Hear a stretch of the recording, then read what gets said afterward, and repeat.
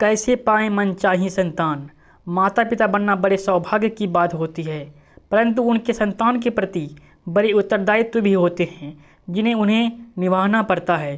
संतान की सुरक्षा स्वास्थ्य का ध्यान रखते हुए उसकी परवरिश में पूरी तरह से लगना पड़ता है, तभी संतान का जीवन भली प्रकार से पुष्पित पल्लवित हो पाता है। केवल माता पिता बन जाना और उत्तरदायित्व का निर्वाह न करना अधूरी बात है। संपूर्णता तो तब ही होगी जब माता पिता संतान को इस धरा पर लाने से लेकर उसके जीवन पर्यंत अपने उत्तरदायित्वों को निर्वाह करेंगे, उसके जीवन को श्रेष्ठ बनाने के लिए अपनी प्राण ऊर्जा लगाएंगे। तभी तो संतान सुसंस्कारित होगी और अपने परिवार, समाज व राष्ट्र को धन्य करेगी।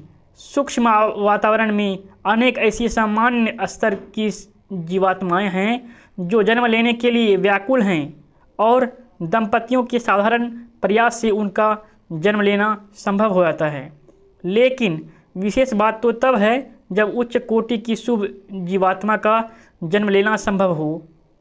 सामान्यतः अति श्रेष्ठ जीवात्माओं व अति निकृष्ट जीवात्माओं का जन्म लेना सहज नहीं होता, क्योंकि दोनों ही तरह की जीवात्माओं में बहुत ऊर्जा होती है। अंतर मात्र सकारात्मक और नकारात्मक ऊर्जा का है, लेकिन इन दोनों के स्तर की जीवात्माओं को आसानी से अपने स्तर के अनुरूप माता पिता नहीं मिल पाते, जिसके कारण इन्हें लंबी प्रतीक्षा करनी पड़ती है।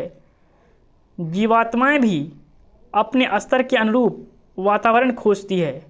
उपयुक्त वातावरण व अच्छे माता पिता मिलने पर जन्म के बारे में सोचती है। यदि जन्म लेने के बाद भी उन्हें अपने अनुकूल वातावरण नहीं मिलता तो ये जल्द ही शरीर त्याग कर वापस चली जाती है। इसलिए अच्छे वातावरण का निर्माण करना, श्रेष्ठ जीवात्माओं का धारण करने योग्य शरीर व मन को तैयार करना, ये दोनों ही जरूरी है। अक्सर दंपति माता पिता बनने के बारे में सोचते हैं, संतान की चाहत रखते हैं, इसके लिए प्रयास करते हैं और माता पिता बन भी जाते हैं, लेकिन पूर्व तैयारी व उपयुक्त मन स्थिति के अभाव में वे श्रेष्ठ संस्कारवान जीवात्मा का आवाहन नहीं कर पाते, जिसके कारण उनकी संतानें उतनी योग्य नहीं हो पाती जितना उन्हें होना चाहिए। ना तो उनका शरीर बहुत स्वस्थ व सुदृढ़ होता है और ना ही मन अस्थिर व एकाग्र होता है। शरीर व मन में बहुत अधिक ऊर्जा न होने के कारण ऐसी संतानें अपने जीवन में ऐसी उपलब्धियां हासिल नहीं कर पाती जिनसे सबका कल्याण हो, जबकि श्रेष्ठ स्तर की संतानें ऐसा कर पाने में पूर्णतः सक्षम होती हैं, भले ही उनके लिए साधनों का अभाव हो।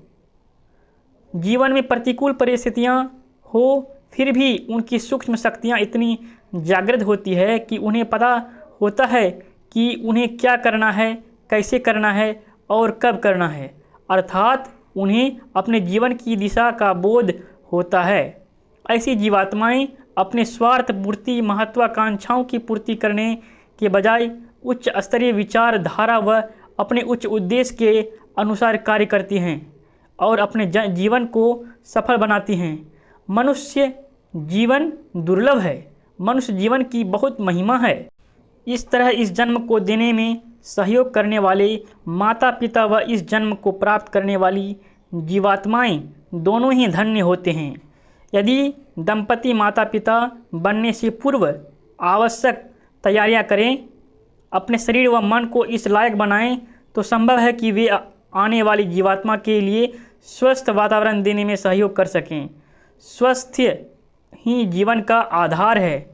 स्वस्थ शरीर में ही स्वस्थ मन का निवास होता है। यदि संतान का या माता पिता का स्वास्थ्य ठीक नहीं है तो उनके जीवन से जुड़ी हुई अन्य क्रियाएं भी गड़बड़ाएंगी, कार्यों को पूरा करने में बाधा आएगी, मन साथ नहीं देगा और जीवन बोझिल व भारयुक्त प्रतीत होगा।